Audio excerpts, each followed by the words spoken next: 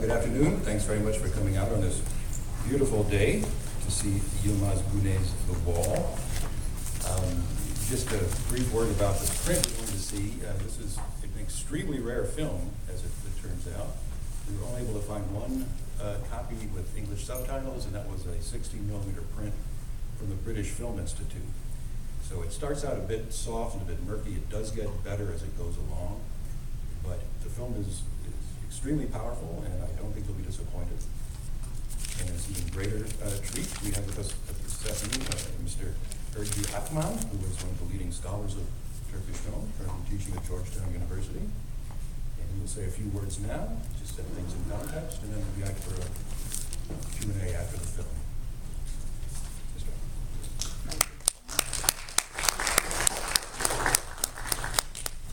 Well, on a sunny day like this, we decided to come here and congratulate you because it's a rare treat.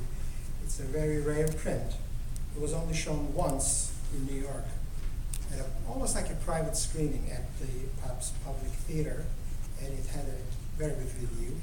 And then we had an archival copy shown in the Pacific Cinematheque on the year it was made in 1983. So this will be probably the first and last screening we will have in the United States of a film that is important in many ways, and not only being the last film of Güney, also a film that he felt like he can make it after quite a break, that he made some proxy films while in prison, like The Enemy, The Herd, and Yol.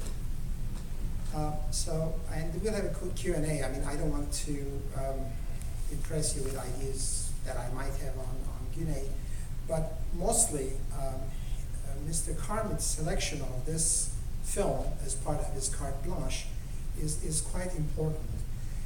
He made more than 200 films, and being a Romanian immigrant to Paris and living through the events of the '68 and the Ayanda and all these events of those years, he was very much in tune with this type of filmmaking, a rebellious type of filmmaking, and he found that only auteur filmmakers would make these films.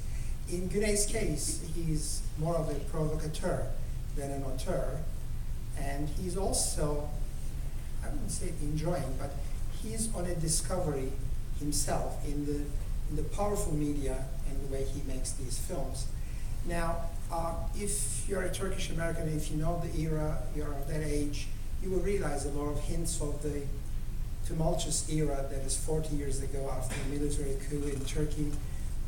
The images, pictures, some of the songs. And this film has, the first time, a song in the Zaza language, which is, Güney was an assimilated Kurd, and it is in mother's tongue. You will see it in this film, in the Haydari. I think the most important thing is Güney was very much interested in cruelty, but even in Yol, it was not necessarily the cruelty of the government and the powers to be, but also the capability we have in inflicting cruelty on other humans. So he was very much interested in that, and he's not even though he dabbled in it a bit, he was not a Marxist, he's not a Marxist filmmaker, he's more of a populist filmmaker, and in many cases, the films might not end with any big ideas, but his way of approaching them would make them extremely interesting.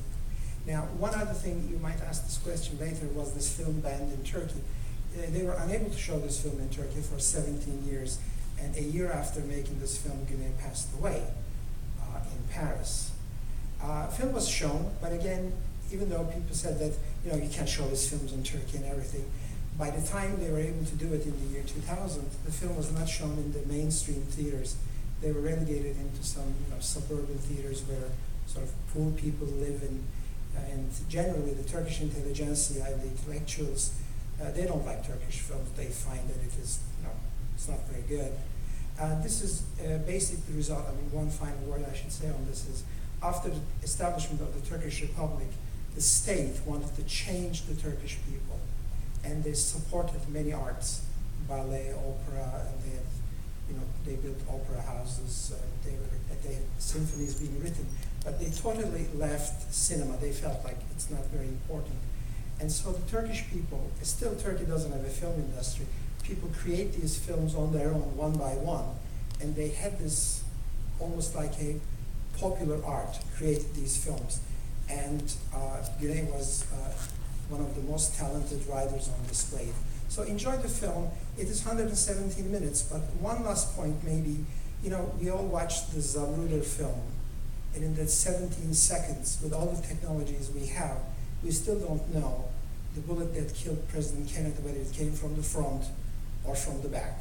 Now we have a challenge that is 117 minutes long. Good luck. Thank you. I'll be back.